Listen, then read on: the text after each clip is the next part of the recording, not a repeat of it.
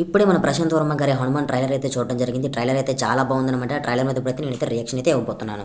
ఇక మనం first shot చూసుకుంటే ఈ షాట్ చూడండి ఎంత నీట్ గా ఎంత సూపర్ గా డిజైన్ చేస్తారో గ్రాఫిక్ డిజైనింగ్ అనేది. ఈ షాట్ చూస్తున్నంత సేపు అస్సలు విఎఫ్ఎక్స్ అనే మాటే రాలేదు. చాలా ఫ్రేమ్ అయితే చాలా నేచురల్ గా అనిపిస్తుంది నాకైతే. నెక్స్ట్ షాట్ వచ్చేసరికి మన తేజ గారి లుక్ అయితే చాలా బాగుందని చెప్పాలి ఈ మూవీకి అయితే. ఈ షాట్ కనుక మనం చూసుకున్నట్టయితే మనకి రామాయణంలో హనుమంతుడు సంజీవిని పర్వతాన్ని ఎత్తిన సీన్ అయితే మనకి బాగా గుర్తొస్తుంది. ఇది హనుమాన్ కాబట్టి ఆయన బలాన్ని తెలియజేసే విధంగా ఈ షాట్ అయితే మనం చూడడానికి గమనించవచ్చు. ఇక మనం నెక్స్ట్ షాట్ వచ్చేసరికి విలన్ అనమాట. విలన్ చూస్తే అల్ట్రా మోడర్న్ లా ఉన్నాడు. సూపర్ పవర్స్ తో కూడి అంటే నేచురల్ కాకుండా ఆర్టిఫిషియల్ పవర్స్ అయితే విలన్ అయితే ఉన్నాడు అనమాట. విలన్ ఆర్టిఫిషియల్ పవర్స్ ఎప్పటికీ పనికిరావు, నేచురల్ పవర్స్ మనకు పనికొస్తాయి ఆ అన్వేషణలో అయితే ఉన్నాడు అనమాట విలన్ అయితే. మనం నెక్స్ట్ షాట్ లో చూసుకుంటే ఈ పవర్ గురించి తెలుసుకోవడానికి అయితే బాగా రీసెర్చ్ చేస్తున్నారు. రీసెర్చర్ ఎవరు కాదు, మన వెన్నెల కిషోర్ గారు. ఆయనే సైంటిస్ట్ పాత్రలో చేస్తున్నారు. నెక్స్ట్ షాట్లో చూసుకుంటే తేజన్ అయితే ఎవరో కొట్టబోతుంటారో దాన్ని వరలక్ష్మి గారు అయితే ఆపుతారు. ఆపి ఎలా అంటారు, నా తమ్ముడు మీద ఎవరైనా చేస్తే బాగోదని అంటే చెప్తా ఉంటారు అనమాట. దీన్ని బట్టి మనం చూస్తుంటే వరలక్ష్మి శరత్ కుమార్ అయితే తేజ గారికి అక్కగా యాక్ట్ చేస్తున్నారు అయితే మనకైతే అర్థమవుతుంది ఈ సినిమాలో. నెక్స్ట్ షాట్లో చూసుకుంటే సముద్ర రఘుని ఆన్ చెప్పిన మధ్యలో ఏదో తెలియని పవర్ అనేది ఉంటుందన్నమాట. దీని నుంచి నాకైతే తేజ సజ్జకి పవర్ వచ్చిందని అయితే నేను అనుకుంటున్నాను. ఎందుకంటే దెబ్బలతో తన సముద్రంలో పడిపోయినప్పుడు దాన్ని రీచ్ అయ్యి తేజకి అయితే పవర్ వచ్చిందని అయితే నేనైతే అనుకుంటున్నాను. ఇక ఈ షాట్లో చూసుకుంటే తేజకి పవర్ వచ్చిన తర్వాత తను ఫైట్కి రెడీ అయినట్టు మనకైతే కనిపిస్తుంది. చాలా గంభీరంగా ఉన్నాడు తేజ అయితే.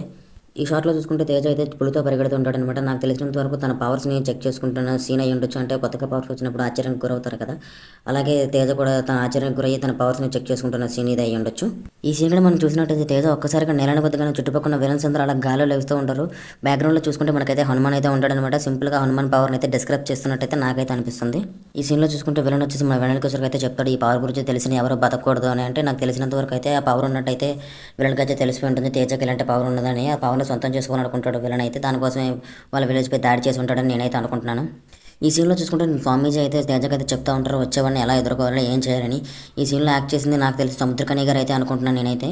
ఇక ఫైనల్ షాట్ వచ్చేసరికి ఈ నిజమైన హనుమంత్ భయ్య, ఆయన కళ్ళు చూసారా, కళ్ళలో ఉండే పవర్ నేనైతే చూడగానే పిచ్చ ఫ్లాట్ అయిపోయాను భయ్య ఈ వర్క్కి అయితే నేనైతే. ఈ ట్రైలర్ బట్టి నాకు అర్థమైన స్టోరీ అయితే నేను చెప్తాను భయ్య. ఒక విలేజ్లో అయితే హీరో ఉంటాడు. హీరోకి అనుకోకుండా అయితే పవర్ వస్తుంది. ఆ పవర్తో అయితే తను ఆకతాయిగా ఆడుకుంటూ ఉంటాడు. ఇది అట్ ద సేమ్ టైం ఈ విలన్ అయితే పవర్ కోసం అయితే అన్వేషిస్తుంటాడు. ఆర్టిఫిషియల్ పవర్తో అయితే న్యాచురల్ పవర్ను కనుగొనుకుంటాడు. ఎట్టకెళ్ళి కనుక్కుంటాడు హీరో దగ్గర ఉందని. హీరో నుంచి ఆ పవర్ ఎలా లాక్కున్నాడు అనేది నాకైతే మెయిన్ స్టోరీ పాయింట్గా అయితే నాకు కనిపిస్తుంది. ఇంకా హీరో ఎలా సర్వైవ్ అయ్యాడు, తన వాళ్ళని ఎలా కాపాడుకున్నది మిగతా కథ అయి ఉండొచ్చు. నాకైతే ఈ హనుమాన్ ట్రైలర్ అయితే చాలా బాగా నచ్చిందని చెప్పాలి. అటు విఎఫ్ఎక్స్ పరంగా, అటు ప్రొడక్షన్ కాస్ట్ పరంగా, అటు డైరెక్షన్ పరంగా అయితే చాలా బాగున్నదనమాట. తక్కువ కాస్ట్లో చాలా హై లెవెల్ గ్రాఫిక్స్ అయితే తెచ్చారు. ఇది చూసి అయితే నేనైతే ఓమరత్కి ఒక్కటే చెప్తున్నాను, చూసి నేర్చుకో భయ్యా. కోట్లు పోగొట్టినా సరే క్వాలిటీ కావాలి భయ్యా. ఈ సినిమా ట్రైలర్ మీకు ఎలా అనిపించిందో, మీకు ఏ విషయాలు నచ్చాయో ఏ విషయాలు నచ్చలేదో కామెంట్లో తెలియజేస్తానైతే నేనైతే అనుకుంటున్నాను.